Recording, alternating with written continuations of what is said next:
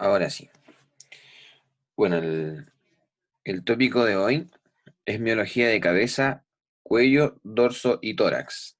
Como les decía, es una clase que tiene su complejidad, pero vamos a tratar de hacerlo lo más amena posible. Y al final de ella vamos a resolver las preguntas que les vayan quedando, así que las pueden ir anotando a medida que transcurre la clase. Lo primordial de esta clase está en esto. Esto casi nunca lo coloco en las diapositivas, pero esta vez lo puse para que les quede clarito qué es lo que requiero yo de que aprendan de los músculos, que son los resultados de aprendizaje esperados en biología. En todo el capítulo de biología, son 4 clases.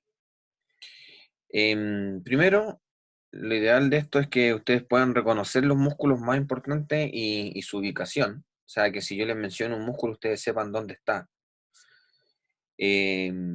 También importante relacionar la disposición de las fibras, o sea, en qué dirección están las fibras, y de ahí relacionarlo a la función muscular. Y al último, ya al finalizar el capítulo de biología que comprende estas 4 clases, idealmente es asociar el sistema locomotor en su conjunto, tanto la osteología, la artrología con la miología. Como bien dice acá, lo que interesa es reconocer los músculos más importantes y su ubicación. Aquí no habla de inserciones musculares, así que no, eso omítanlo. Yo en la clase menciono inserciones musculares, pero no pregunto inserciones musculares en la evaluación, en las evaluaciones que hayan. Algunas inserciones musculares de aprendizaje ya así como definitivo, de que tenemos que aprendernos inserciones, va a ser en el segundo semestre cuando tengamos vamos a retomar alguno de esta musculatura que ya vimos y por otro lado vamos a pasar musculatura nueva que tiene relación con la región pélvica. Y ahí sí yo tengo que manejar inserciones, pero por ahora no. Así que me interesa en el fondo nombre, reconocer la ubicación y la función. Vamos a partir por los músculos de la cabeza, principalmente por los músculos de la mímica, o también conocidos como músculos de la expresión facial, y por los músculos masticatorios. Como pueden ver, perdón, acá tenemos la cabeza, ¿cierto? Que la cabeza tiene el límite principal en el reborde inferior de la mandíbula, de ahí hacia abajo ya lo consideramos cuello. Y podemos ver acá que en la superficie de la piel nosotros reflejamos la anatomía interna, como por ejemplo el hueso cigomático, que es en la región de los pómulos, la ala de la nariz, ahí abajo está el músculo del ala de la nariz, ¿cierto? El borde infraorbitario, el arco superciliar, entre otras. Bajo esta piel, dejé de nombrar porque obviamente van a nombrar toda la estructura, pero bajo la piel tenemos músculos que principalmente están insertados en huesos de la cara hacia la piel, como también músculos que están insertados exclusivamente en la piel. Y eso nos permite hacer los movimientos faciales. Es importante destacar que la musculatura acá no tiene una fascia envolvente, porque las fascias generalmente tienden a darle más consistencia al músculo, sino que acá el músculo está como más libre, por decirlo de alguna manera, y eso permite que haga movimientos más finos para representar tus emociones, por ejemplo. Acá tenemos los músculos faciales, que son cerca de 44 músculos, dependiendo y considerando los músculos auriculares, los que están alrededor del pabellón auricular. Y de superior e inferior los vamos a ir mencionando a grandes rasgos. Primero acá en la parte más superior tenemos un músculo que tiene por nombre el músculo epicranial. Pero este músculo posee 2 vientres, uno frontal y otro occipital que acá no se ve, lo vamos a ver en la siguiente imagen.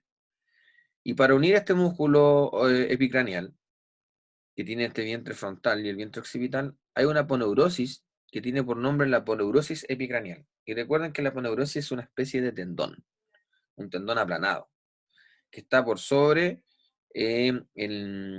la cabeza ósea, o sea, el cráneo, que también en alguna otra nomenclatura lo llaman la galia aponeurótica, esta aponeurosis.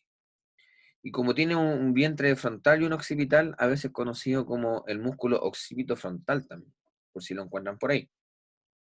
Este músculo principalmente tiene la particularidad de que uno pueda arrugar la frente. Cuando uno tiene cara de impresión y arruga la frente, en el fondo está ocupando esta musculatura. Más abajito y entre cejo encontramos un músculo que va hacia el puente nasal, entre ambas cejas, que se llama el músculo prócer. Y este músculo prócer también participa en el enojo o cuando uno está sorprendido. Hacia los costados encontramos un músculo que se llama corredor de la ceja, que es sinérgico con el prócer. Funcionan en paralelo y participan en las mismas funciones o funciones similares a la que comentaba del prócer. Yéndonos hacia el lateral, encontramos la órbita. Y en la órbita, donde está el bulbo ocular, vamos a encontrar un músculo que se llama el músculo orbicular de los ojos. Este músculo orbicular de los ojos tiene una porción orbicular y una porción palpebral. Cuando yo cierro los ojos suavemente, tal cual está la figura acá, yo estoy ocupando principalmente la porción palpebral. Pero cuando yo cierro los ojos fuertemente, empiezo a ocupar ya la porción orbicular. Y tiene una tercera porción que acá nunca aparece graficada en esta imagen, y una porción que se llama lagrimal, pero esa la vamos a dejar en suspenso. Después aparece el músculo que va aquí en la región lateral de la nariz, que se llama el músculo elevador del labio superior y el ala de la nariz. Este músculo que está bordeando la nariz por lateral. Y que va muy asociado en funciones con el músculo nasal. Que el músculo nasal va a tener una porción transversa y una porción alar. En conjunto, esta musculatura, aparte de este músculo elevador el labio superior, va a permitir dilatar las narinas, que son la entrada hacia la fosa nasal, que es lo que muchas veces ocurre cuando uno tiene una disnea, por ejemplo, o un problema respiratorio, tiende a tener aleteo nasal. O cuando uno está en un periodo de estrés, por ejemplo, cuando voy caminando y se me aparece un perro y uno se pone nervioso y quiere escapar, estas narinas se dilatan de forma natural gracias al sistema simpático que se empieza a activar en nuestro cuerpo y permite mejor entrada de aire. Eso es algo que uno no se da cuenta. Entre otras situaciones. Entonces, esta musculatura, tanto el elevador del labio superior y del ala de la nariz, como el músculo nasal, principalmente su porción transversa y alar, van a permitir la apertura de esta narina. Más hacia el lateral, vamos a encontrar un músculo que se llama elevador del labio superior, que no hay que confundirlo con el elevador del labio superior y de la nariz. Este es su nombre a seca, sin otro apellido. El músculo elevador del labio superior, que permite elevar el labio superior, como bien dice su nombre. Participa en la risa principalmente, o cuando uno muestra los dientes de la región superior. Más hacia el lateral, vamos a encontrar un par de músculos que tienen el mismo nombre pero cambia su apellido. Uno es el cigomático menor y otro es el cigomático mayor. Ambos participan en la risa como también en algunas gesticulaciones de tristeza, pero habitualmente es en la risa. Estos músculos van hacia al hueso cigomático y uno va principalmente a la comisura labial, como otro va un poquito más hacia medial, pero no va a la comisura labial, va por el borde superior del labio. Después más abajo aparece un músculo en profundidad, no sé si lo logran ver acá, que se llama el músculo elevador del ángulo de la boca. Va en profundidad al músculo elevador del labio superior. Y como bien dice su nombre, eleva el ángulo de la boca. Por ende, las funciones aquí muchas veces van asociadas al nombre de el músculo. Por acá aparece un músculo que se llama el depresor del septo nasal, o el depresor de la nariz, también lo mencionan, y antiguamente se llamaba el mirtiforme, que en el fondo aquí tensa esta región, que se llama el filtro. Superficialmente esto se llama el filtro. Después aparece un músculo por la región lateral e inferior que se llama el músculo risorio. Este es un músculo inconstante, que no todas las personas lo tienen, Y es un músculo que participa, por ejemplo, en la formación de las margaritas, como también en la risa esa risa falsa, esa risa que de repente, no sé, se ve mucho en televisión, que le piden la foto a un político, a un jugador, y a lo mejor está un poco hastiado, y se pone en la foto y se ríe así como falsamente. Esta risa, perdón, este músculo se llama risorio, y participa en ese tipo de risa. Acá en la profundidad, que apenas se ve, lo vamos a ver en otra imagen, aparece un músculo que se llama el buccinador. Y ese músculo buccinador permite principalmente participar en situaciones como, por ejemplo, cuando yo soplo o le echo aire a un globo, cuando inflo las mejillas, cuando también uno expulsa algo de la boca, por ejemplo, un escupo, entre otras cosas. Ese músculo participa principalmente en ese tipo de funciones. Después tenemos el músculo orbicular de la boca, también conocido como el orbicular de los labios. Como pueden ver, al igual que el orbicular de los ojos, es un músculo que parece esfínter, pero no lo es. Recuerden que en generalidades de musculatura hicimos diferencia entre lo que era un esfínter con un músculo orbicular. Y este músculo principalmente al contraerse permite cerrar los labios, como también proyectar los labios hacia adelante, como cuando uno a veces tira un beso. Tenemos más abajo los músculos que son depresores. Si se fijan, los depresores de los labios son mucho menos que los que elevan los labios. El primero es el elevador, perdón, es el depresor del ángulo de la boca. Si hay un elevador, también hay un depresor, que participa principalmente cuando uno está en periodos de tristeza, refleja esa emoción. Está el músculo depresor del labio inferior, que participa principalmente cuando uno hace puchero y se proyecta el labio inferior hacia adelante, junto con el músculo mentoniano. Y en el reborde de la mandíbula, por ambas partes, tanto derecha como izquierda, aparece un músculo que llega hasta la región eh, superior de la clavícula, o sea, se extiende por todo el cuello. Es un músculo superficial que también antiguamente tenía por nombre como músculo cutáneo del cuello, que es el platisma y que principalmente permite deprimir toda la piel que está en la región asociada al borde de la mandíbula. Lo que aparece acá en el lado derecho de la imagen, principalmente son las arrugas que se producen a través de la contracción muscular, como también las arrugas que se producen a futuro cuando uno va envejeciendo. Eso quiere representar estas líneas que están en el lado derecho. Y como pueden ver, en el fondo acá lo que se representa es que estas líneas van de forma transversal a las fibras musculares. Eso quiere decir que las arrugas se hacen de forma transversal a cómo van las fibras musculares. Acá tenemos una imagen lateral, ¿cierto? Una visión lateral de lo mismo que estábamos mencionando, donde podemos ver músculos que no vimos tan claramente en la anterior, como por ejemplo los auriculares, donde tenemos un auricular anterior, superior e inferior, que en nosotros no tiene una gran preponderancia. En los animales sí tienen la capacidad de contraerse y dirigir el pabellón auricular a distintas posiciones para poder captar mejor el sonido. En el caso de nosotros no tiene mucha función. Aquí está el occipito frontal, donde podemos ver el diente occipital de este músculo con su galia aponeurótica o en el fondo la aponeurosis epicraneal.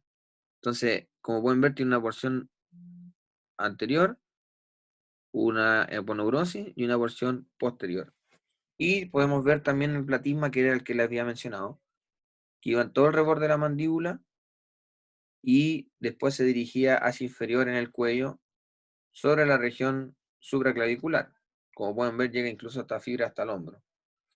Es un músculo bastante delgadito que va en la región anterior del cuello, anterolateral del cuello, y está la piel y abajo de él está el músculo inmediatamente. Aquí hay algunas de las funciones musculares. Por ejemplo, aquí podemos encontrar las funciones del occipito frontal, cuando les decía cara como de sorprendido, cuando uno arruga la frente. El corrugador superciliar, que estaba entre las cejas, pero eran dos, ¿te acuerdan? Uno a la derecha y uno a la izquierda. Tiene ese tipo de emoción en la que refleja. Acá está el prócer y la porción transversa del nasal, que es como cuando hay un mal olor. Ahí está arrugado el prócer. También tenemos el auricular de los ojos, que en este caso aquí está ocupando efectivamente la porción auricular, porque la porción palpebral es cuando uno cierra suavemente los ojos. Acá tenemos el elevador del labio superior de la nariz en sinergia con la porción alar del nasal, que permite dilatar las narinas. Acá tenemos el buccinador y el auricular de la boca. Auricular de la boca porque juntan los labios, y el buccinador es el que está permitiendo insuflar las mejillas. Acá tenemos el cigomático mayor y menor, en el fondo ayudan a elevar el labio superior, ya que van en esta disposición. El risorio es esta risa falsa, esta risa comprometedora, ¿cierto? El risorio maldepresor del labio inferior permite hacer este movimiento, extender como en el fondo o alargar las comisuras labiales hacia cada lado, y a la vez mostrar la dentadura. El elevador del labio superior y depresor del labio inferior permite abrir los labios, separarlos, que en el fondo es como una similitud a lo que ocurre en ciertos animales cuando en defensa propia muestran los dientes. Acá están los dilatadores de la boca, principalmente el risorio, el elevador del labio superior y el depresor del labio inferior, que hace una función muy similar a la de acá. No tiene mucha diferencia. El auricular de la boca, el que yo les decía que podía uno como hacer la expresión de cuando uno da un beso o tira un beso. Depresión del ángulo de la boca, deprime los ángulos y pareciera que estuviera con tristeza. El mentoniano permite hacer, junto con el, el músculo depresor del labio inferior, permite hacer el movimiento de puchero. Y el platisma es el músculo que va sobre el cuello, que permite hacer este tipo de mímica. No sé cómo darle una expresión emocional a esta imagen, pero en el fondo es una de las funciones que tiene el platisma. Entonces aquí cada uno de estas imágenes pueden relacionar la función muscular de los músculos de la cara, con lo que habíamos comentado anteriormente.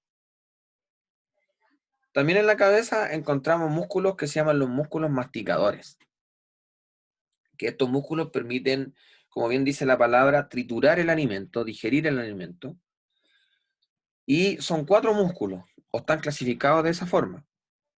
Primero, aquí vamos a ver 2 grandes músculos. Uno es el músculo temporal, que está alojado en la fosa temporal. Como pueden ver, tiene altas fibras, es bastante amplio. Y es un músculo que principalmente va a participar en el cierre de la boca, o sea, va a ocluir la boca, va a elevar la mandíbula, ¿cierto? Y también va a hacer una retrusión, porque tiene una fibra acá atrás, que son más bien horizontales y transversales, lo que permite que arrastre la mandíbula, porque después vamos a ver el punto de inserción, arrastre la mandíbula hacia posterior, y eso se llama retrusión. Entonces va a ser un importante oclusor y retrusor de la mandíbula. Este es el músculo temporal. Y acá abajo, que está insertado en todo el reborde del arco cigomático, la región inferior, hacia el ángulo de la mandíbula y la rama, que se llama el músculo macetero. Tal cual en donde uno entierra una planta es el mismo tono. Macetero, la diferencia que este músculo es con ese. Como pueden ver, va a tener una porción un vientre que va a ser más superficial y otra porción que va a ser profunda. Fíjense que al principio en los resultados de aprendizaje mencioné que tenían que ver la orientación de las fibras.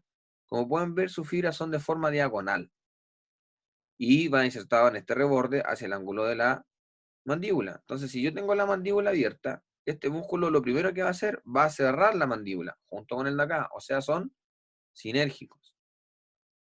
Pero como sus fibras están de forma diagonal, si yo quiero acercar este punto hacia allá por la contracción muscular, va a atraer la mandíbula hacia adelante, que en el fondo se llama la protrusión.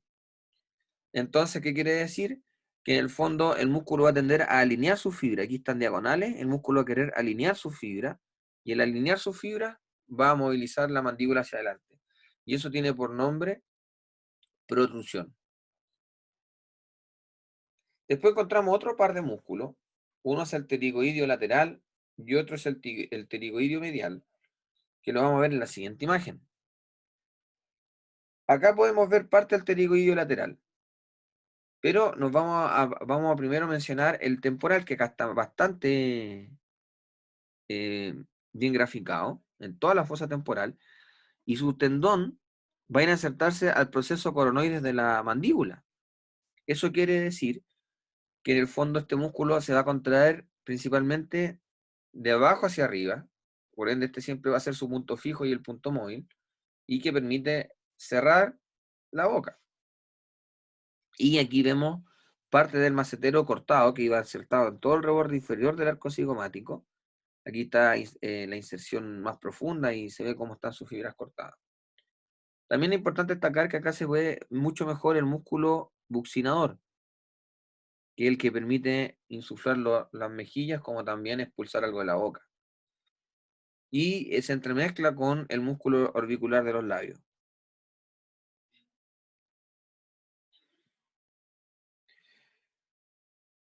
Acá nuevamente vemos el buccinador, como se une a través de un rafe que se llama el pterigo mandibular a un músculo que se llama el constrictor superior de la faringe, que son músculos que ya están más profundos hacia la faringe, de ahí su nombre. Y acá podemos ver el músculo pterigoideo lateral y el músculo pterigoideo medial. Si pueden ver, el músculo pterigoideo lateral tiene dos vientres musculares, uno superior y otro inferior. Van desde la fosa pterigo-palatina, al igual que el pterigoideo medial, están en esa región de la fosa pterigo-palatina, donde el vientre superior, como pueden ver, va a tener una inserción en el menisco que se encuentra acá, en el disco articular de esta articulación que es la mandíbula, mientras que el vientre inferior se va a insertar en la cabeza de la mandíbula, principalmente en el proceso condilar. Como el punto fijo es acá, este músculo se va a contraer de aquí para allá, por ende va a arrastrar el cóndilo y lo va a dejar en contacto con este tubérculo que se llama el tubérculo articular del temporal. O sea, lo va a sacar de esta fosa, que es la fosa mandibular. Y al trasladarlo hacia acá, permite que la mandíbula descienda. Por ende, de estos cuatro músculos, el único que permite la apertura es el pterigoideo lateral. En cambio, el pterigoideo medial, como pueden ver, tiene la misma disposición que el macetero. La misma disposición. La diferencia es que el macetero va por fuera y el pterigoideo medial va por dentro. De hecho, aquí tuvimos que cortar, o sea, no yo, pero la imagen sale cortado la mandíbula para poder verificar su disposición, como bien sale acá abajo, que también va al ángulo de la mandíbula, pero va por dentro en la misma dirección que el macetero. Y si tiene la misma dirección, va a tener las mismas funciones. Va a ser oclusor y también va a ayudar a protruir. Este músculo, que es el pterigoideo lateral, también va a ayudar en la protrusión, porque como arrastra la mandíbula hacia acá, si yo la mantengo cerrada, va adelantar la mandíbula, ¿cierto? Va a llevarla en esa dirección y va también a ayudar a protruir. Y por otro lado, si yo contraigo solo un músculo, o sea, de forma unilateral, contraigo el derecho, la mandíbula, la puntita de la mandíbula, por decirlo de alguna manera, se va a trasladar hacia el lado derecho. Si yo contraigo el músculo pterigoideo lateral izquierdo solamente, de forma unilateral, va a traer la punta de la mandíbula hacia el lado izquierdo, o sea, se va hacia el lado del músculo contraído. Si contraigo ambos, tanto el del lado derecho como el lado izquierdo, que eso se llama una contracción bilateral, va a permitir la protrusión, como también la apertura mandibular. Aquí hay varias imágenes donde pueden ver que tiene dos porciones, una porción que es superior y otra porción que es inferior, que es la cabeza superior y la cabeza inferior. Acá nuevamente lo mismo. Y aquí principalmente se grafica cómo va a la región del cuello de la mandíbula. Acá está la cabeza, ¿cierto? Y otro va, bueno, cuello y cabeza en realidad toma, y otro va hacia el disco articular. Entonces cuando se contrae, arrastra ambas estructuras. Acá principalmente en esta imagen la coloqué para que pudieran identificar al macétero versus el pterigoideo medial y puedan ver cómo tienen la misma disposición, pero la diferencia es que uno va por dentro y el otro va por fuera. Entonces, como podemos ver en resumen, los músculos masticatorios principalmente ocluyen, ya que participa el temporal, el macetero y el pterigoideo medial, versus el pterigoideo lateral, que es el único que permite la apertura de la boca. También van a haber unos que van a estar en función de protrusión, o sea, llevar la mandíbula hacia adelante, donde encontramos el macetero, el pterigoideo medial y el pterigoideo lateral, y otros que van a hacer retrusión, que principalmente es las fibras transversas de el temporal.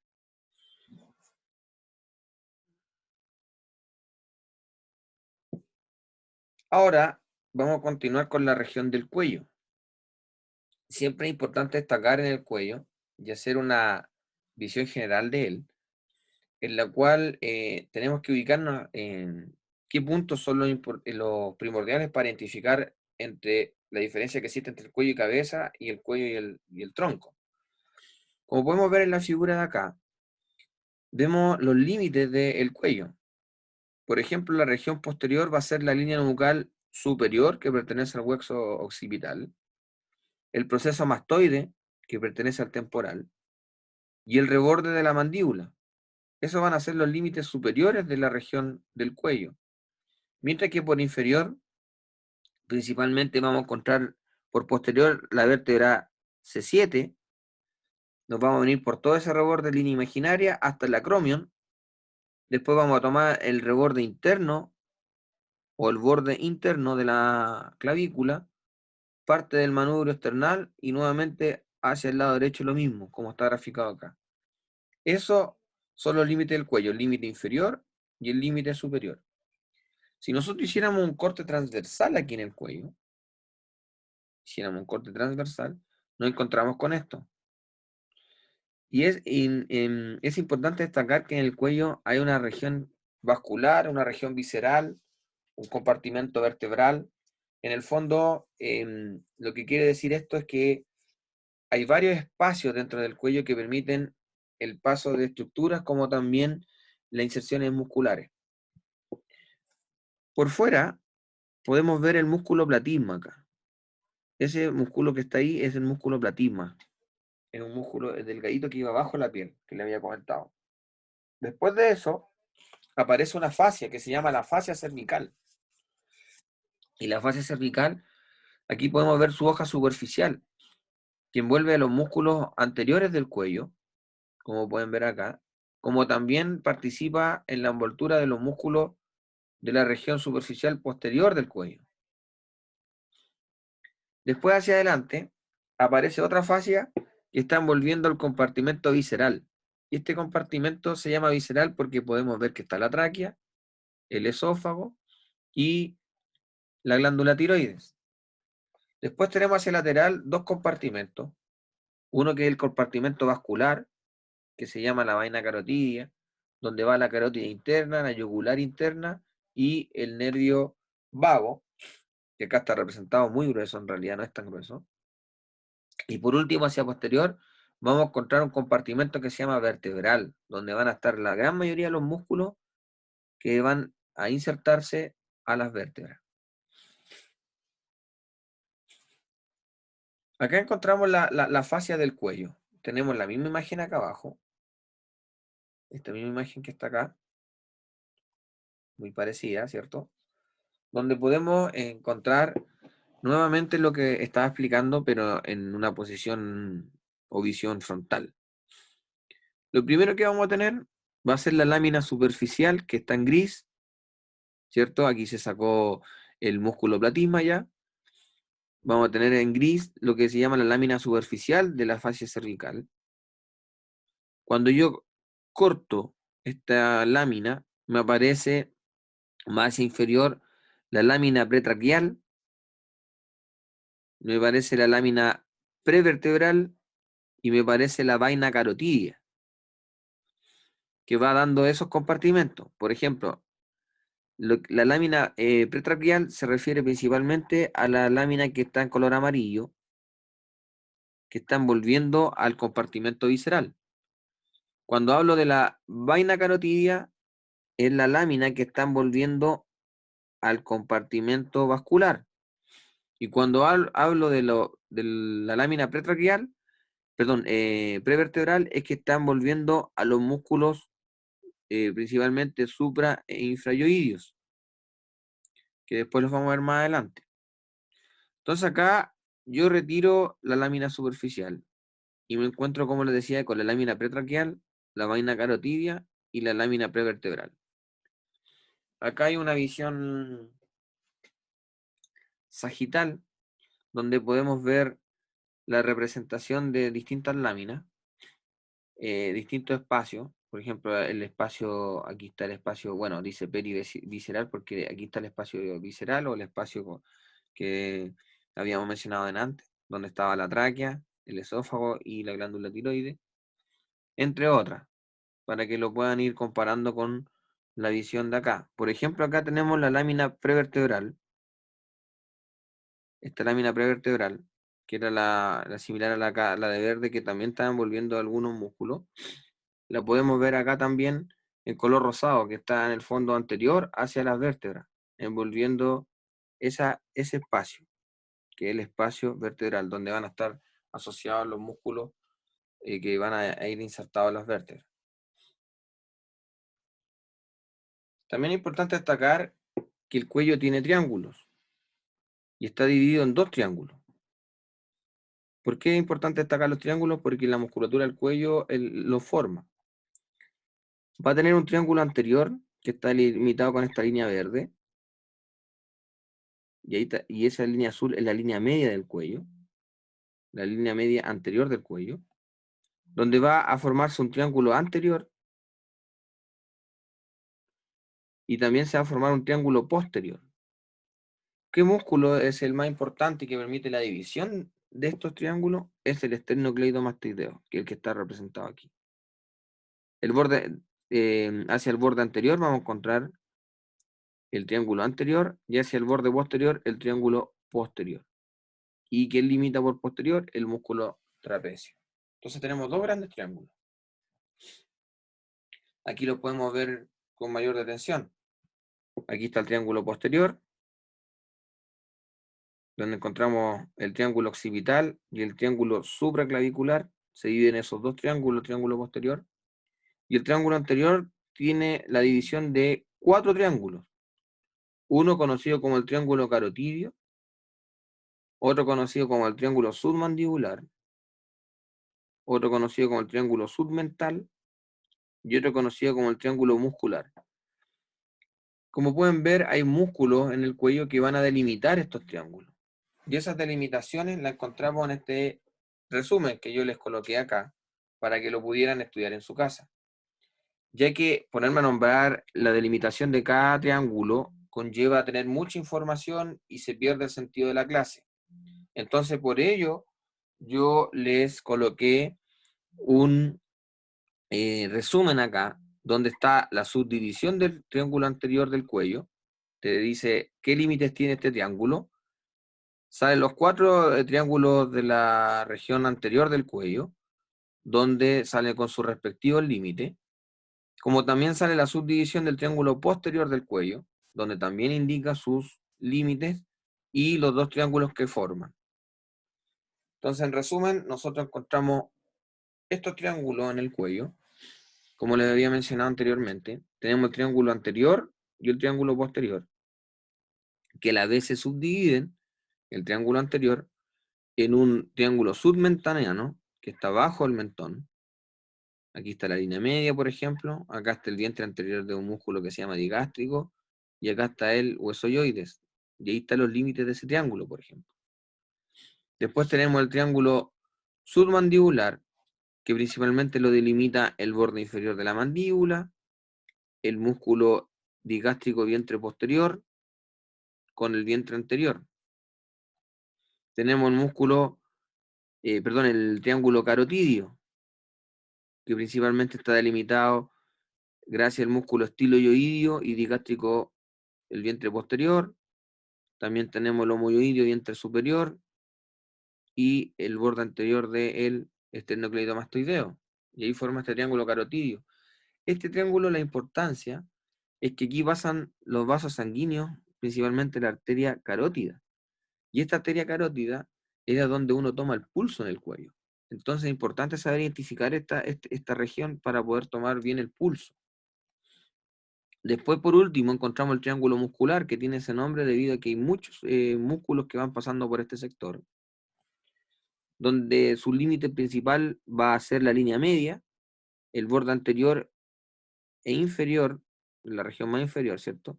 Del esternocleidomastoideo y el músculo digástrico vientre superior y el hueso yoides. Entonces, esos son los 4 músculos de los triángulos anteriores del cuello.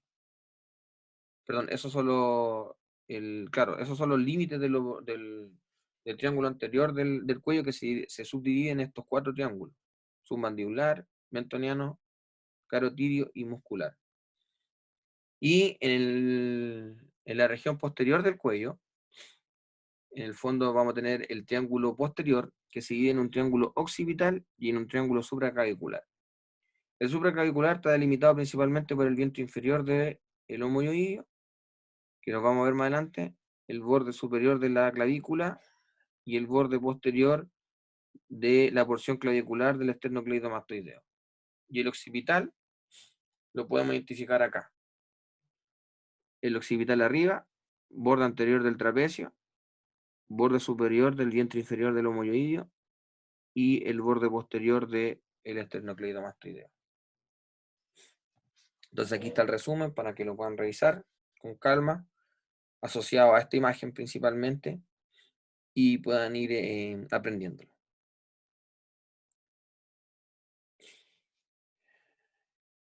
Acá encontramos los planos musculares superficiales del cuello, que principalmente los vamos a mencionar de superficial a profundo, donde podemos encontrar este músculo que lo había mencionado anteriormente, que es el músculo platisma.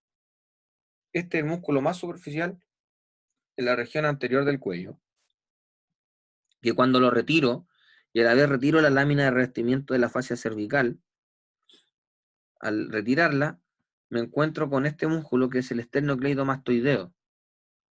Y cuando retiro el esternocleidomastoideo, me encuentro con los músculos supra e infrayoideos. Por ahora vamos a llegar hasta ahí. Entonces acá tenemos una visión anterior, ¿cierto?, del cuello, donde podemos identificar el músculo platisma cortado, que lo había mencionado anteriormente, y aparece esta lámina de revestimiento de la fascia cervical, que en el fondo reviste a la musculatura más superficial, como principalmente podemos identificar a este músculo que es el esternocleidomastoideo, que va desde el proceso mastoide y parte del occipital hasta el esternón y la clavícula. De ahí su nombre, y por acá abajo vamos a encontrar 2 cabezas, una cabeza esternal y una cabeza clavicular. Una vez retirado el músculo, podemos identificar los músculos infrayoideos y los músculos suprayoideos, que más adelante vamos a identificar muy bien cuáles músculos pertenecen a este gran grupo de músculos supra e infrayoideos. Aquí está, la siguiente imagen. Como pueden ver, hay un hueso en la región de la laringe, asociado a la región de la laringe y la faringe, principalmente de la faringe, que se llama el hueso yoides, que tiene una forma de U o herradura, donde ustedes van a ver que tiene un cuerno mayor, va a tener unos cuernos menores y un cuerpo. Aquí principalmente vemos el cuerpo. Y este músculo es donde se asientan, perdón, este hueso es donde se asientan los músculos de la lengua. Entonces, la lengua sí, en el fondo, podríamos decir que tiene un hueso, que es el hueso de sustentación, donde los músculos se contraen o tienen el punto fijo para generar la movilidad de la lengua. Como también este músculo permite el ascenso y el descenso cuando nosotros realizamos la deglución. Si nosotros nos palpamos aquí en la región media del cuello y tragamos, sentimos que algo sube y baja. En el fondo, este hueso, que es el hueso yoides. Y eso permite que ascienda y descienda no solo el hueso, sino que todo este complejo que pertenece a los cartílagos laringeos. sobre el yoides vamos a tener músculos que van a tener primero el nombre y después le colocan de apellido yoides, la gran mayoría. Por ejemplo, aquí vemos un músculo que se llama el músculo digástrico, donde tiene un vientre anterior y un vientre posterior. Y como pueden ver en la clasificación, recuerda su morfología, es un digástrico y mantiene el mismo nombre, músculo digástrico. Vientre anterior y vientre posterior, que va hacia la mastoide y esta va a la región anterior en la mandíbula. Después tenemos en la profundidad acá un músculo que se llama el músculo miloyoideo. Miloyoideo, que va desde la línea y el surco miloyoideo de la mandíbula hacia el yoides. De ahí su nombre, miloyoideo. Después acá aparece otro músculo que va desde el proceso estiloide del temporal, por eso su nombre, que se llama estiloyoideo. Estiloyoideo.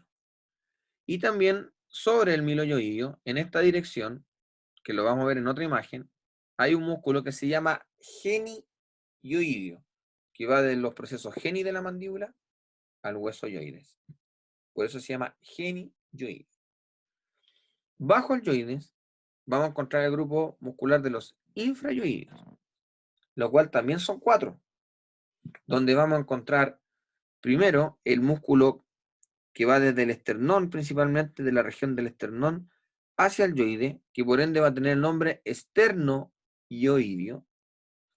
Si yo saco el esternoyoideo, me voy a encontrar en profundidad con un músculo que se va a llamar externo, que va en la misma dirección que el esternoyoideo. Se va a llamar externo, pero este llega hasta el cartílago tiroides. Entonces se llama externo tiroideo. Y después vamos a encontrar un músculo que va desde este cartílago tiroides hacia el yoides, que se va a llamar tiroyoideo. Muchas veces lo mencionan completo, como externo tiroyoideo, pero en el fondo son 2 músculos. Y más hacia lateral vamos a encontrar el músculo homoyoideo. Y se llama homoyoideo porque la inserción inferior está en la escápula. Y la escápula antes se llamaba omóplato. Entonces aún conservó ese nombre como homo, de homoyoideo, que va desde la escápula, homo, hacia el yoides, donde tiene un vientre superior y un vientre inferior, con un tendón intermedio. Por ende, morfológicamente también es un músculo digástrico. La diferencia es que en la acá se llama tal cual en la forma, mientras que acá principalmente es el punto de inserción, desde el omóplato, antiguamente, hasta el yoides.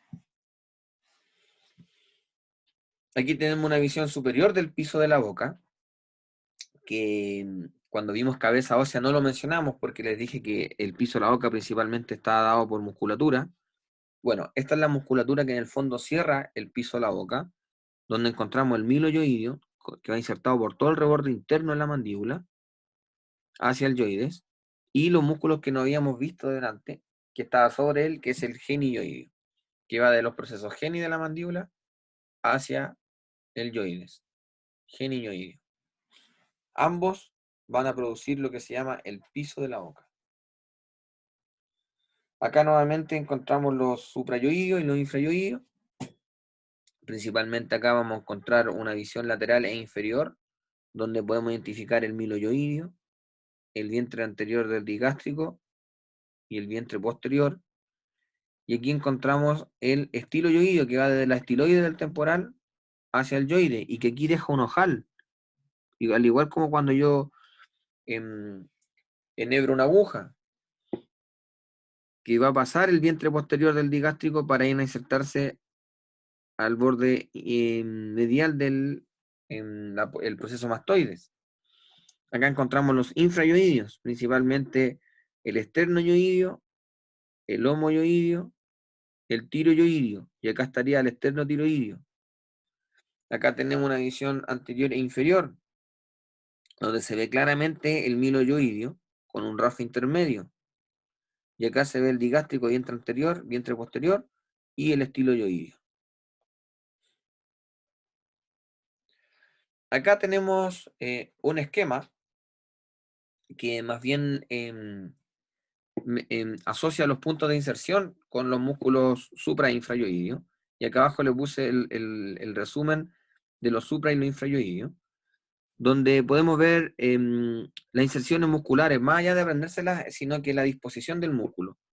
Vientre anterior del digástrico, vientre posterior hacia la mastoide, el estilo yoidio, desde la estiloide al yoide, ¿cierto?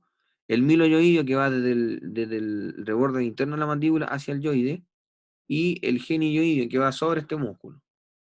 Y hacia inferior, podemos identificar el esterno yoidio, que es un músculo directo desde el esternón al yoide. También podemos identificar el esterno tiroidio, ¿cierto? Al cartílago tiroides, y después del cartílago tiroides hacia arriba, tiroyoidio. Y por último, el homoyoidio, que va desde la escápula, ¿cierto? Como les decía, hacia el yoide, donde tiene un vientre superior y un vientre inferior. Entonces esto está esquematizado y es una muy buena forma de aprenderse estos músculos. Acá hay una mnemotecnia para aprenderse los músculos suprayoidios.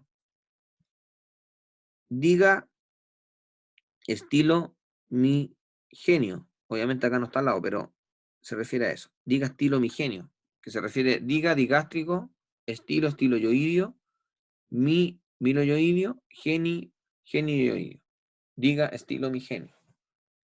Y los de la región inferior no tienen mnemotecnia, pero en el fondo tenemos que entender que van desde el nombre donde parte el músculo hacia el yoide. Por eso todo el apellido siempre va a ser yoide. O en este caso, el esternotiroidio tiene el apellido tiroidio porque va hacia el cartílago tiroides. Entonces, los nombres se mencionan principalmente de dónde nace el músculo hacia el yoide, de dónde nace el músculo hacia el yoide. Más en profundidad a estos músculos, habíamos pasado por el platisma, después entramos al esternocleidomastoideo, lo retiramos, después encontramos los suprainfrayoideos, lo retiramos, llegamos a este sector, que son los músculos escalenos y prevertebrales. Dentro de los escalenos, que están en la región lateral del cuello, hay un escaleno anterior, uno medio y uno posterior, que aquí están bien graficados. Escaleno anterior, escaleno medio y escaleno posterior. Como pueden ver, va insertado en los procesos transversos de las cervicales, por ende va a permitir ayudar a flectar la columna cervical hacia el lado derecho o hacia el lado izquierdo, dependiendo si se contraen los músculos derecho o los izquierdos. Como también va a permitir elevar las costillas en una inspiración accesoria. Si yo tomo punto fijo la columna, va a elevar las costillas, o sea, en el fondo va a permitir ampliar la caja torácica para que el pulmón se pueda expandir mejor. Detalle importante, el anterior y el medio van insertados hacia la primera costilla, mientras que el posterior va insertado en la segunda costilla. Esos son conocidos como los músculos escalenos. Y en la región prevertebral vamos a encontrar principalmente 4 parejas de músculos. El primero va a ser el recto lateral de la cabeza, que principalmente va desde la transversa del atlas hacia el occipital. También tenemos el músculo recto anterior de la cabeza, que son músculos que van a permitir participar en la flexión de la cabeza, como también en la rotación, dependiendo si se contrae derecho o izquierdos. Por anterior vamos a encontrar un músculo que se llama largo de la cabeza, que va desde la base del occipital, bajo la porción basilar, hacia la columna cervical, que va a ser un principal músculo que va a permitir la flexión de la cabeza. Y por último, en la región anterior encontramos un músculo bastante largo que va desde el atlas hasta la tercera vértebra torácica, o sea, pasa por toda la región cervical, que es el músculo largo del cuello. No sé si recuerdan o han revisado que las vértebras cervicales poseían unos procesos que se llaman los procesos muciformes, y que al unirse con la cavidad articular superior para ese proceso, producía una articulación que se llamaba uncovertebral, que es una articulación tipo sinovial plana, y que estaba a lo largo de casi todas las vértebras cervicales. Bueno, este músculo, el largo del cuello, al contraerse, aparte de flectar la columna cervical, no flecta la cabeza, En el fondo la cabeza, la flexión de cabeza se produce principalmente en este sector, entre el lateral y el occipital. Pero cuando se flecta la columna cervical, que igual aún así lleva la cabeza hacia adelante, permite también hacer este músculo la función de compactar todas estas articulaciones y dejar la columna en congruencia como que fuera una pura columna y no estuviera compuesta por vértebras. Y eso permite darle rigidez a la región cervical.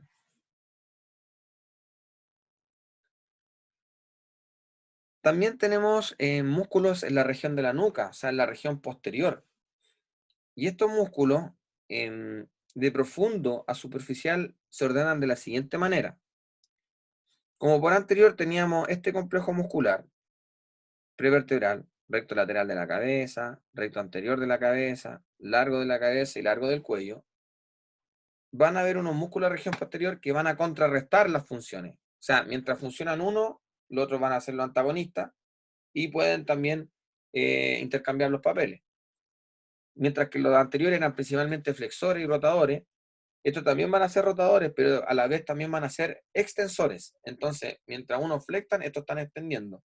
Y eso, esa función la llamo contrarrestar, que en el fondo permite el equilibrio muscular. Eso pasa en todo el sistema. Siempre hay músculo, si hay un músculo supinador, va a haber un músculo que es pronador. Si hay un músculo que extiende, va a haber uno contrario que va a flectar. Si hay uno que rota hacia medial, va a haber uno que va a rotar hacia lateral. Siempre se contrarrestan los músculos para poder hacer las funciones musculares. Dentro del plano profundo de la región de la nuca, vamos a encontrar principalmente el músculo recto posterior menor de la cabeza, que va desde el occipital hasta el atlas, en el tubérculo posterior. Vamos a tener otro músculo que se llama el recto posterior mayor de la cabeza, que va también del occipital, pero al axis, a su proceso espinoso. Como también vamos a tener el músculo oblicuo superior de la cabeza, que también va del occipital, pero a la transversa del atlas. Y vamos a tener el músculo oblicuo inferior de la cabeza, que va de la transversa del atlas a la espinosa del axis. Acá los tengo mencionados. Músculo recto posterior menor de la cabeza, músculo recto posterior mayor de la cabeza, músculo oblicuo superior de la cabeza y el músculo oblicuo inferior de la cabeza. Esto lo consideramos como el plano profundo. Acá tenemos una pequeña imagen que me interesa colocarla más que nada para que sepan la disposición, aunque una imagen en 2D, pero entiendan la disposición de 3D em, de esta musculatura, porque acá se ve como que fueran todos en un mismo plano. Pero hay unos que se dirigen hacia adelante, ya que la transversa lateral está más anteriorizada que el proceso espinoso del axis. Y aquí forma un triángulo que se llama el triángulo suboccipital. Después hay un plano más superficial, que está dado por el músculo longísimo de la cabeza y el semiespinoso de la cabeza, que son músculos principalmente que van a permitir la extensión de la cabeza, como también la inclinación lateral. Aquí podemos ver el semiespinoso, como también podemos ver el longísimo de la cabeza, que acá a la izquierda está esquematizado a través de su fibra. Ahí está el semiespinoso en la cabeza, el longísimo de la cabeza, que es el que está acá, y acá está esquematizado, semiespinoso en la cabeza y el longísimo de la cabeza, que vendría siendo el de acá. Van a ser extensores y inclinadores laterales de la cabeza. Y es conocido como el plano de los músculos longísimo y semiespinoso en la cabeza. Después vamos a tener un plano más superficial, que es conocido como el plano de los músculos esplenios y elevador de la escápula, que está compuesto principalmente por 3 músculos. Como podemos ver, acá está el esplenio de la cabeza, y hacia inferior va a estar el esplenio del cuello. Y más hacia lateral, desde los procesos transversos de las vértebras cervicales, principalmente las 4 primeras, en un tubérculo que se llama el tubérculo posterior, va a insertarse este músculo que se llama el elevador de la escápula, que va desde esa región cervical hacia el ángulo superinterno de la escápula. aquí está el ángulo superior, va a esa región. Y es un músculo que principalmente, como su nombre lo dice, eleva la escápula, como también puede inclinar la cabeza hacia el lado. Y el músculo esplenio, si yo lo contraigo unilateralmente, tanto el del cuello como el de la cabeza, lo traigo unilateralmente, voy a dirigir el mentón hacia el lado del músculo contraído y como mirando hacia arriba, como cuando uno mira las estrellas, pero no las mira completamente extendidas en la cabeza, sino que la mira inclinada hacia el lado, o rotada hacia el lado, mejor dicho. Si lo contraigo bilateralmente, van a ser músculos netamente extensores, o sea, me va a dirigir la cabeza mirando derechito hacia arriba. Mientras que si contraigo solo la de un lado, va a ser mirar hacia arriba, pero con la cabeza rotada. Esa es la diferencia entre la contracción unilateral y la bilateral. Músculo esplenio de la cabeza, músculo esplenio del cuello y el músculo elevador de la escápula. Esta imagen la coloqué simplemente para que pudieran entender cómo va el músculo elevador de la escápula. Quédense solo con ese músculo elevador de la escápula, que va al ángulo superior de la escápula y permite elevar la escápula, o sea, la trae hacia arriba, junto con el músculo trapecio, funcionan en sinergia. Y podemos identificar otros músculos como los suprayoides y los infrayoides. Ahí está el músculo elevador de la escápula. En el lado izquierdo, lado derecho. Y en el plano más superficial de la región de la nuca, vamos a encontrar la porción superior de este músculo que se llama el músculo trapecio. El músculo trapecio tiene tres porciones. Tiene una superior, una porción media y una porción inferior, que va desde la nuca, principalmente en la línea nucal superior del occipital, hasta la vértebra T12. Y es un músculo que completo va en la región superficial, aquí está cortado, la región superficial de la espalda. Pero en la región de la nuca principalmente está la porción superior de este músculo, que es el músculo trapecio. Ahí está. Ya entrando a los músculos del dorso, aquí vamos a tener el primer plano, que es el más profundo, que es conocido como el plano profundo del plano profundo, porque el plano profundo también tiene un plano superficial. Entonces, de ahí viene el nombre de plano profundo del plano profundo. Después vamos a ver el plano superficial del plano profundo, para que entiendan el concepto. Primero vamos a encontrar unos músculos que se llaman los músculos segmentarios, donde hay dos tipos de músculos. Están los interespinosos, que el nombre lo dice, entre la espina, interespinoso, acá están los lumbares, acá están los cervicales. Y vamos a tener los intertransversos, que van entre los procesos transversos. Por ejemplo, acá tenemos los intertransversos laterales de la región lumbar, y aquí tenemos los mediales de la región lumbar. Ambos se llaman intertransversos. También vamos a tener los músculos que se llaman transversos espinosos, que son hermanos de los espinotransversos, que son los mismos, pero la diferencia es que unos van desde la transversa a la espina y otros van de la espina a las transversas. Pero estamos hablando de los mismos músculos, donde hablamos de un rotador corto, un rotador largo, un multífido y un semiespinoso, que lo vamos a ver en imágenes siguientes.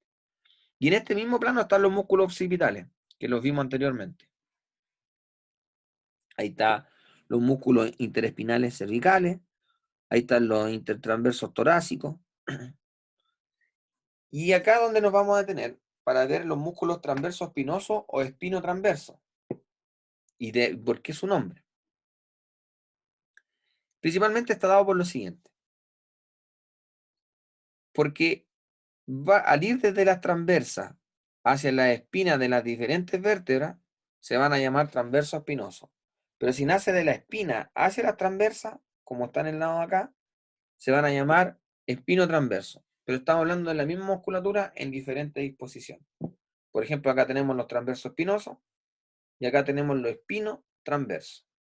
Y van a tener la misma, en el fondo, nomenclatura, donde vamos a encontrar un rotador corto, vamos a encontrar un rotador largo, vamos a encontrar un multífido y por último vamos a encontrar un semiespinoso.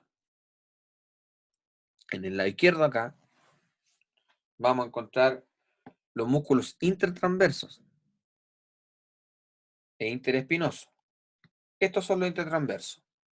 tenemos un intertransverso lateral y un intertransverso medial, o sea, va entre las transversas, como también vamos a tener el interespinoso, que va entre los procesos espinosos.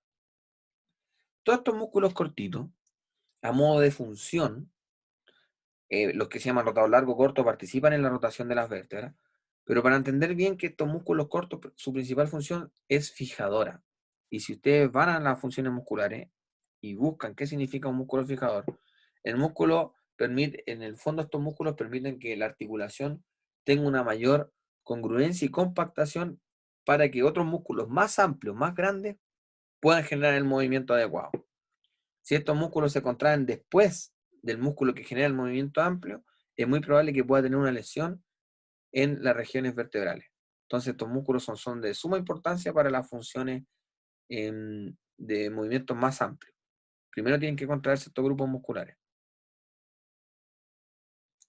Ahora entramos al plano superficial del plano profundo, donde hay un grupo muscular que se conoce como los erectores de la espina o erectores espinales, músculos erectores de la columna, donde el músculo espinoso, que él va en la región más medial, aquí tenemos el músculo espinoso torácico, que va más hacia medial, tiene solo una porción.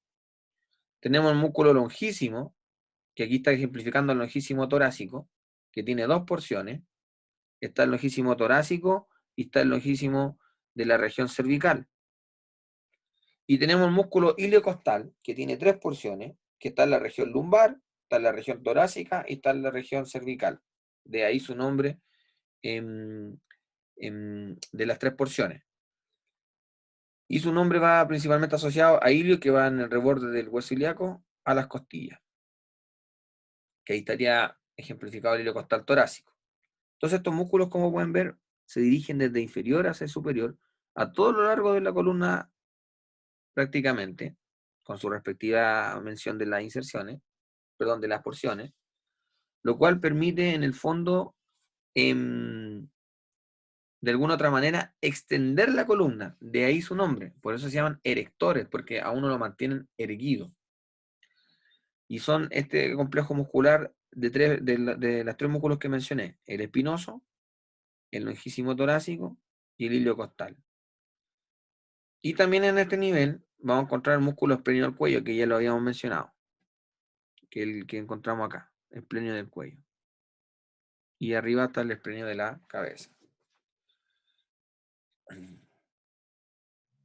Aquí más bien hay un esquema para que ustedes puedan revisar en su casa de cómo es la disposición de la fibra de los diferentes músculos. Por ejemplo, aquí encontramos músculos que son los intersegmentarios, donde encontramos los interespinosos de la región cervical, torácica y lumbar, que van entre las espinas. También podemos encontrar los músculos erectores de la columna, como el espinoso, podemos ver aquí, ¿cierto? Podemos ver también el músculo longísimo, que está ejemplificado en verde, con su porción de la cabeza, cervical y torácica, y los músculos también iliocostal, en café. Como también podemos encontrar los músculos transverso espinoso, con su porción rotador corto, largo, semiespinoso y también con en la porción multífida, entre otros. Entonces, más bien esquemático para que puedan ver cómo se distribuyen esta musculatura. Después tenemos el plano profundo del plano superficial. También suena como bien extraño. Y el plano intermedio. Vamos a partir por el plano intermedio. El plano intermedio encontramos dos músculos. Uno que es el serrato póstero superior y otro que es el serrato póstero inferior. Uno principalmente va a permitir la elevación de las costillas, por ende va a ser un inspirador accesorio. Y otro va a permitir deprimir las costillas, por ende va a ser un músculo expirador. Y en el plano profundo del plano superficial podemos encontrar los músculos romboides y el elevador de la escápula, donde encontramos el romboides mayor, el romboides menor y el elevador de la escápula. El romboide mayor y menor principalmente permiten aducir la escápula. En el fondo, el borde medial de la escápula lo acercan hacia la columna, que es como cuando uno saca pecho. Y el elevador de la escápula, como el nombre lo dice, ayuda a elevar la escápula. Aquí está un poco más claro. Romboide mayor, romboide menor, y ahí está en el plano intermedio el serrato posterior superior y el serrato posterior inferior. Y en el plano superficial, del plano superficial, vamos a encontrar dos músculos importantes. Uno el trapecio, que ya lo habíamos mencionado, tiene una porción descendente superior, una porción transversa y una porción ascendente inferior. Y esa porción transversa se ayuda con estos músculos, que son los romboides, a generar que las escápulas se acerquen hacia la línea media, que es como cuando uno saca pecho. Y hacia la región inferior vamos a encontrar otro músculo superficial en el dorso que se llama el músculo dorsal ancho, que es todo este músculo que vemos aquí, en la región del dorso, donde formo aquí una fascia que se llama la fascia toracolumbar. Este músculo permite hacer una extensión del brazo, ya que va insertado hacia el brazo, permite hacer una aducción, o sea, llevar el brazo hacia acá, ¿cierto? Y también una rotación medial, que lo vamos a ver con detalle cuando veamos miembro superior. Músculo trapecio, músculo dorsal ancho. Son los músculos más superficiales de la región del dorso. Y aquí es donde encontramos un esquema que permite, de alguna otra manera, aprenderme los músculos desde el plano profundo al superficial,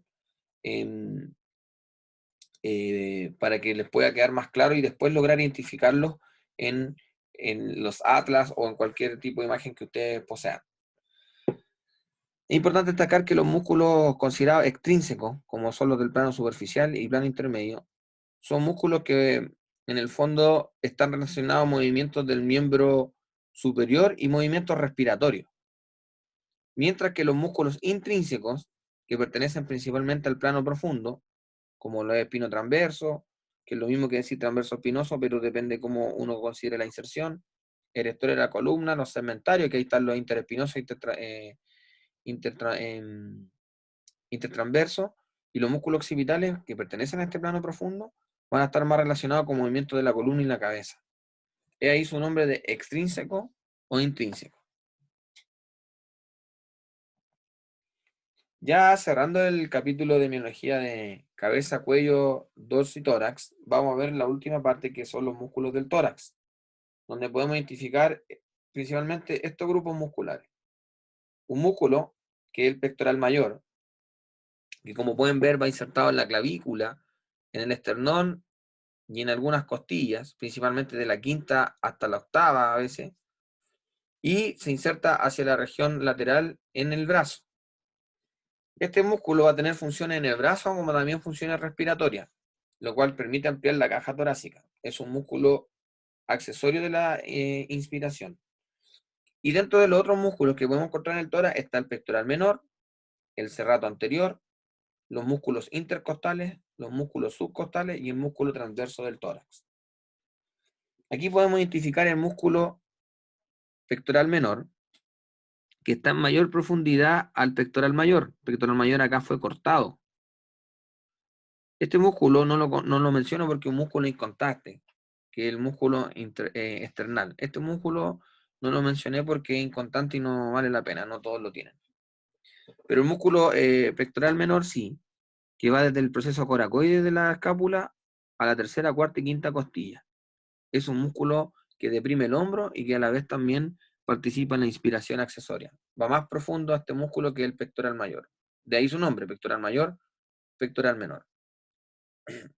También tenemos el serrato anterior, que va insertado en el borde medial de la escápula, en todo el borde medial de la escápula, por anterior, y todas sus fibras se dirigen hacia las costillas, primera, segunda, tercera, hasta la décima.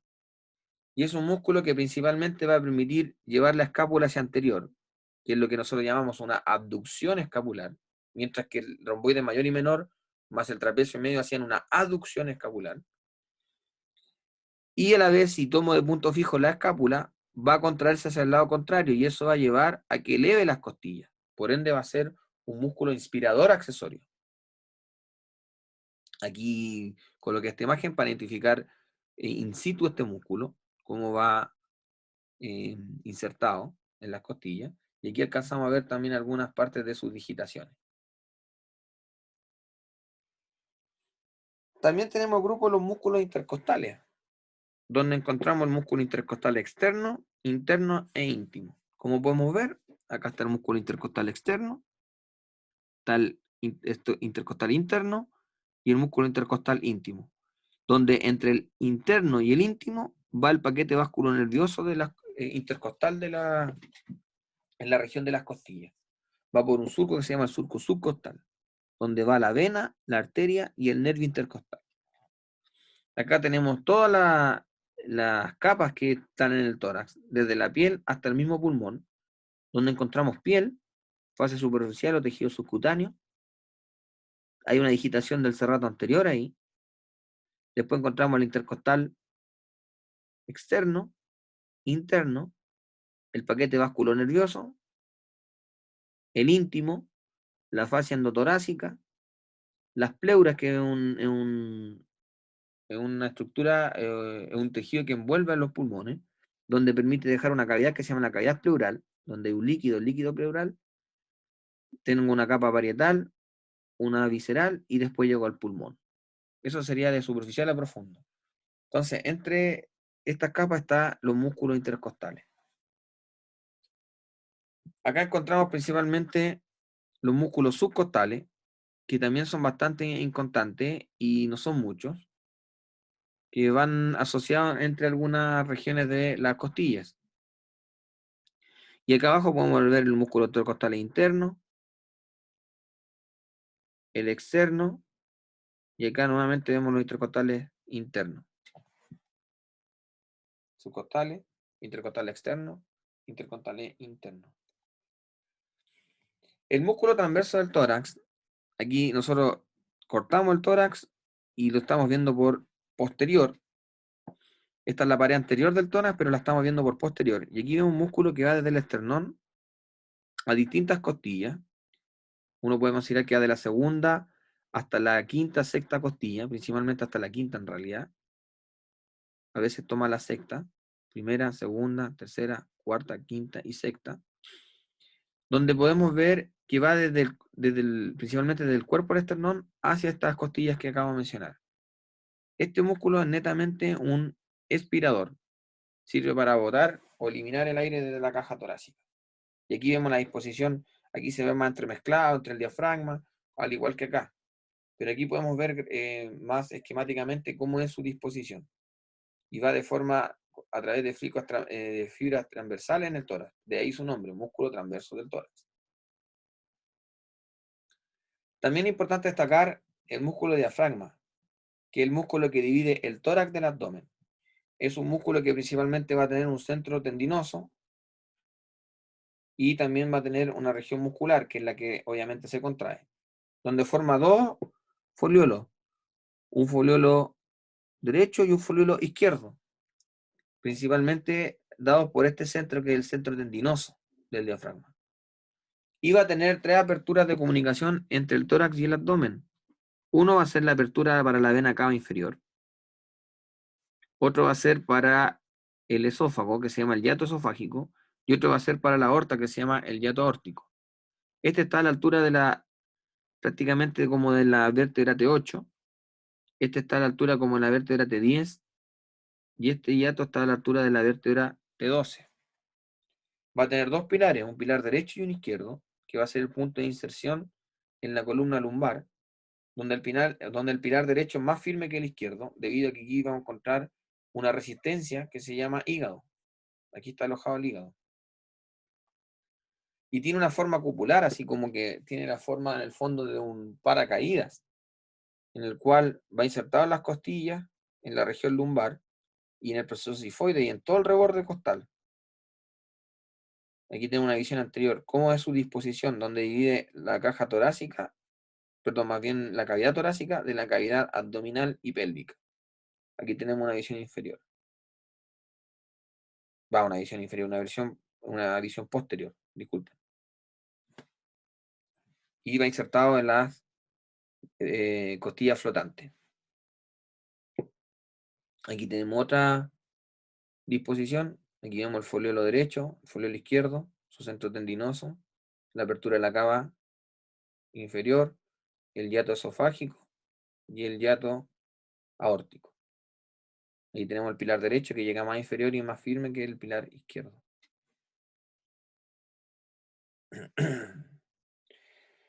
Y por último, ya cerrando, vamos a hacer un recuento de lo que es los músculos de la respiración. La respiración es principalmente un mecanismo que tiene una división dada por una inspiración y una expiración. Ambas se llama respiración. Y eso dura alrededor, de forma normal, 5 segundos. Yo gasto 2 segundos en inspirar y 3 segundos en expirar. Lo cual, si sumo los 5 segundos, me daría cerca de 12 respiraciones en un minuto. Respiraciones. La inspiración necesita fuerza muscular, principalmente dada por un grupo muscular y un músculo en particular. Uno es el diafragma, músculo importante, primordial en la respiración, junto a los intercostales externos, que son los que vemos acá, los intercostales externos, y una pequeña porción de los intercostales internos, que están más asociados a la región medial. Esta musculatura es la musculatura primordial para la respiración. Diafragma más los intercostales externos y parte de los internos. También vamos a encontrar musculatura asociada que es la musculatura accesoria a la respiración. Y eso pasa que cuando yo quiero ampliar aún más mi cavidad torácica para que tener más disposición de aire. Eso está dado principalmente por los siguientes músculos. Algunos están graficados acá, otros no. Como el esternocleido, mastoideo, que al elevar la clavícula eleva la primera costilla y al elevar el esternón lo anterioriza, lo ayuda a que el esternón se vaya hacia adelante y aumente el diámetro antero-posterior. Los músculos escalenos, anterior, medio y el posterior, que iba a la primera y a la segunda costilla, como también los que voy a nombrar a continuación, como son el serrato anterior, pectoral mayor, pectoral menor, serrato póstero superior, asociado a los escalenos, y el esternocleidomastoideo lo mencionamos como una musculatura accesoria de la inspiración. Mientras que por otro lado, vamos a tener los músculos intercostales internos, pero no la porción intercondral, porque esta porción se llama intercondral, esta ya es la porción intercostal propiamente tal, que permiten deprimir la costilla, las desciende, y eso permite que el aire salga, como también toda la musculatura abdominal, dada por el oblicuo externo, interno y transverso, y el recto abdominal, que lo vamos a ver en la siguiente clase. Todos esos músculos son músculos expiratorios. También podemos encontrar el serrato póstero inferior como un músculo expiratorio. ¿Y qué ocurre en la inspiración y expiración? Lo que principalmente ocurre es la ampliación de los 3 diámetros que nosotros tenemos en el tórax, que va asociado a los ejes. Primero, estos músculos permiten que aumente el diámetro antero-posterior, ya que permite que el esternón se anteriorice, o sea, se vaya hacia anterior, y eso permite aumentar este diámetro, que es como cuando uno ocupa una manivela. También permite ampliar el diámetro transverso, porque al elevar la costilla, este diámetro aumenta. Y por último, cuando el diafragma desciende, porque al contraerse el diafragma, desciende el diafragma, aumenta el diámetro longitudinal, que va asociado al eje longitudinal. Mientras que aquí funciona como una manivela, el movimiento del esternón, acá las costillas funcionan como el asa de un balde. Y eso permite ampliar todos los diámetros torácicos para que pueda ingresar mayor cantidad de aire. Ay Dios, ¿cierto? Y ahora le agregamos músculo. No sé si están tan avasallados por esta materia. Nadie ha muerto estudiándola. Y por otro lado, todos los que hemos pasado por primer año hemos logrado entender algo de la musculatura, así que pregúntenle a sus compañeros, muy probable que se acuerden de mucha musculatura, ya que también la tuvieron que estudiar y la gran cantidad aprobó el ramo, así que no tengan miedo en eso. Así que espero algún día terminar de estudiar como dice acá la figura.